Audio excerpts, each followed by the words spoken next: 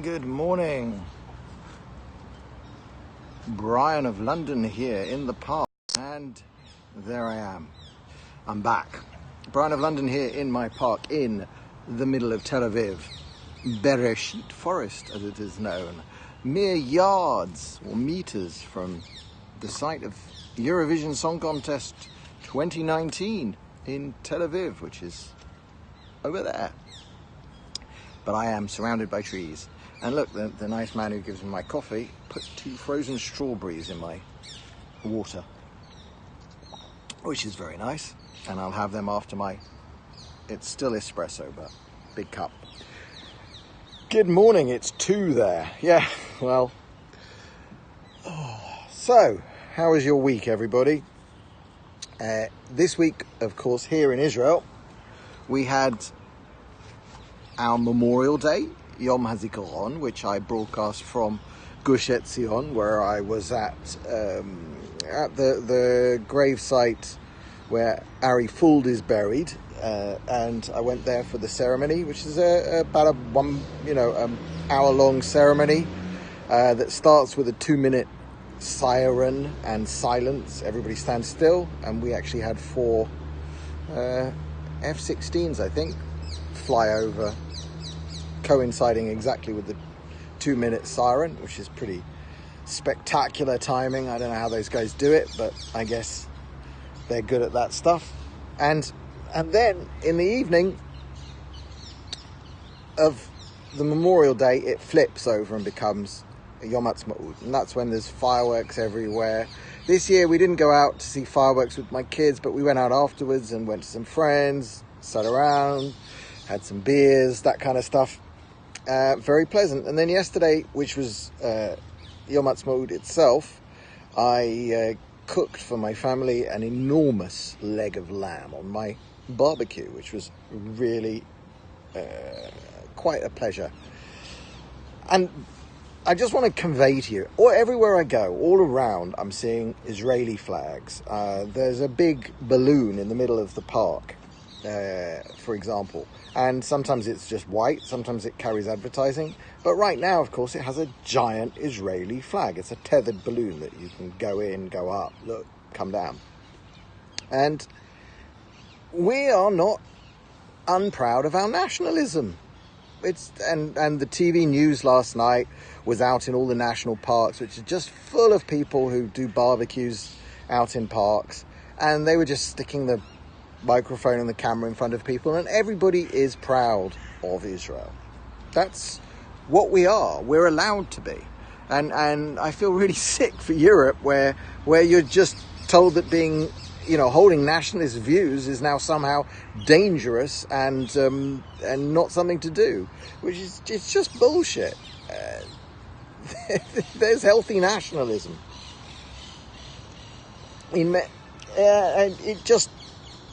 You've got to take back your countries in Europe from the people who think that nationalism isn't healthy. And I think that's why, on the left, the same globalist left that wants to destroy your nationalism, they're the ones who hate Israel. They hate us defending ourselves. They hate the idea of Israel because they hate that we are a modern national recreation of something much more ancient. So our nationalism is both 71 years old, as it was yesterday, and 3,000 years old because of our inherent ties to the land. The globalist left that's trying to destroy all of these national boundaries, no borders, no nations, everybody live in peace, John Lennon Imagine, the worst song ever. Those people hate Israel for the same reasons. And you got to come here and see it one day. It's a tremendous. It's one of those things that I would recommend people. It's not like an overly tourist thing to do, to be here during Memorial Day and Independence Day. But I can absolutely guarantee you, it will change. It will just change the way you think about the entire world to see how we do the Memorial for Fallen. I mean, like at the memorial I was at, it's remote. It's Gush Etzion. There's a few 100,000 people who live up there. All the schools bussed to that ceremony. There was, 2,000 people there or something. Soldiers. It just an amazing feeling of coming together. And that is then joined immediately because of the proximity in time. You know, at 8 p.m. on the day of the Memorial Day, we switch over and everybody goes out and parties and fires fireworks in the air. The link is assured. So, and I'll move over on to Tommy, because obviously Tommy's been touring England this week, touring the forgotten and downtrodden parts of northwest Britain. You know, these place names, and in fact he was in Blackpool. I spent 9 months or 8 months, 8.5 months flying. I was a London management consultant. Every week I would get a plane to Manchester, and then I would drive from Manchester to Blackpool, and I spent this time in Blackpool during the winter. So Blackpool's a strange place, but Tommy got a great reception there. And I tell you what, who cares about the media? There's a very funny video that was posted on tr.news yesterday. It was sent to us by someone who called up the local Warrington Guardian, who'd written some dreadful piece about the guy who threw the milkshake. And just a fan of Tommy's called the newspaper and spoke to, I think, the editor. And the editor's just like, yeah, we'll lie if we want to. It's up to us to say what we want to say. I don't care what else happened. It's not my job to tell the truth. It's my job to tell a narrative. And that describes the Blackpool, for people who don't know. If I've got Americans watching us, Blackpool is like, it's I can't even say Las Vegas on the sea, but it's like an unbelievably cheap version of Las Vegas on the sea in northwest Britain.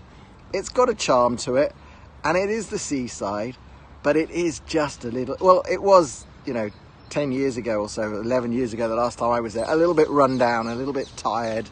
I don't know if they've managed to tart it up a little bit since then. But, it's real. I tell you, getting out of London, by the way, if you visit England or Britain and you just go to London, like I did with my family, but, you do not have a clue what the country is like. Yeah, Reno, I think, would be... I've been to Reno one time in the winter, or not quite full winter.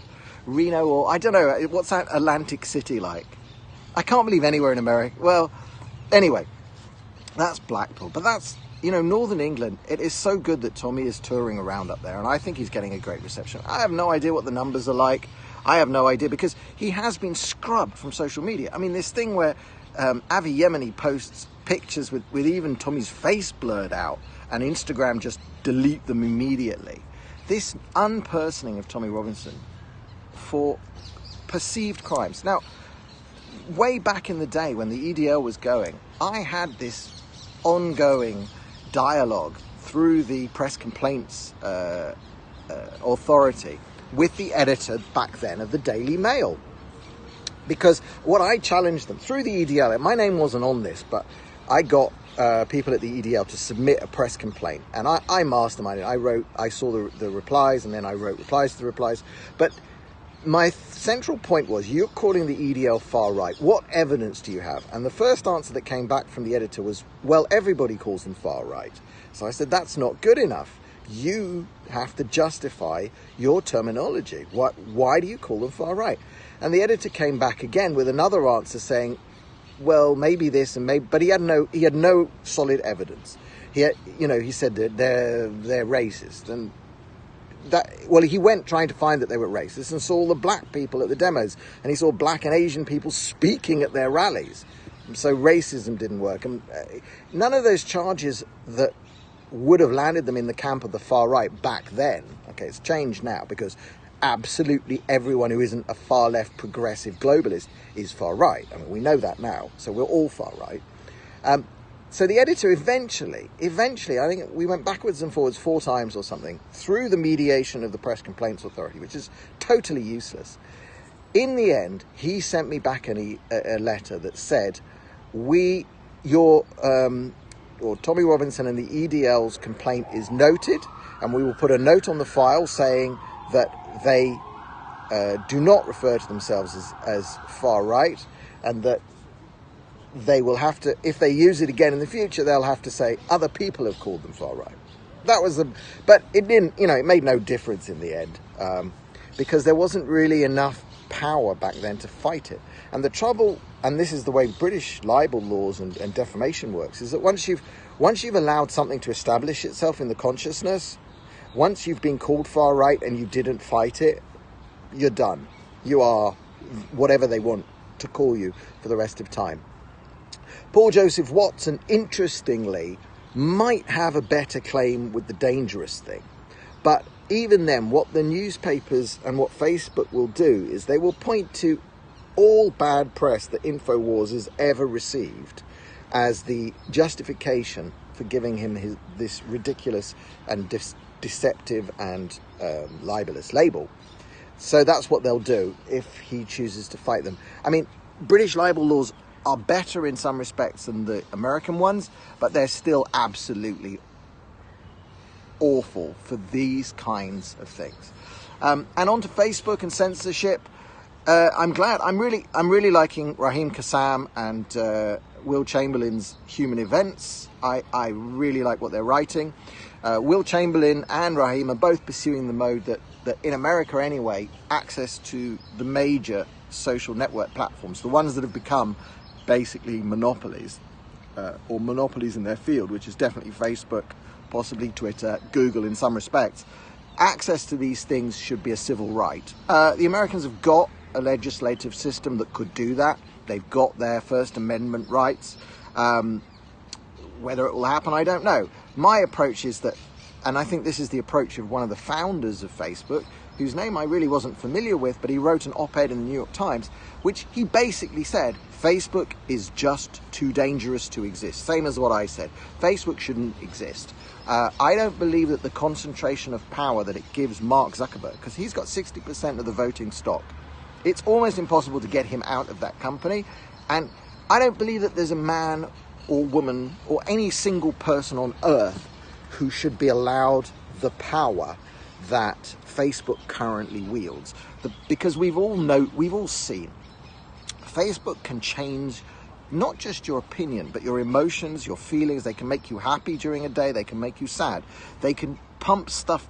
By choosing what goes in your newsfeed, if you're not wise to this, if you haven't shut down your account or had them deleted like I have, your moods are alterable by Facebook. And the concept that one man can dictatorially decide the mood of 270 million people, because even if not all of them are using Facebook, enough of your friends and family are using Facebook that if they all become depressed, for example, you will feel it unless you're conscious of this. The only way is to be conscious of this power. And the same with the manipulation of news and opinions and what you get to hear about. It's too dangerous. Which brings me on to mention finally the lawsuit, the JPB Liberty lawsuit, which I plug all the time. Please do take a look at the links that I keep putting everywhere.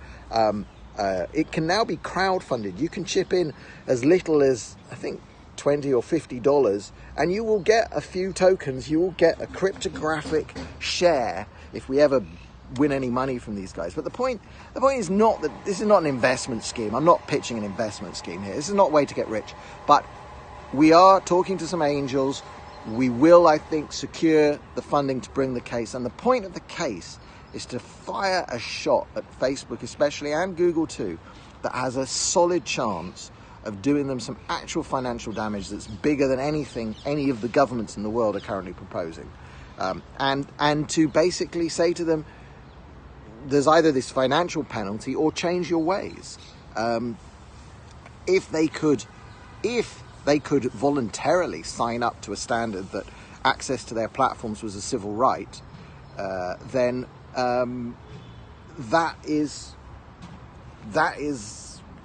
that would be better than government regulation, because that could in effect be worldwide rather than just imposed in America for the benefit of Americans.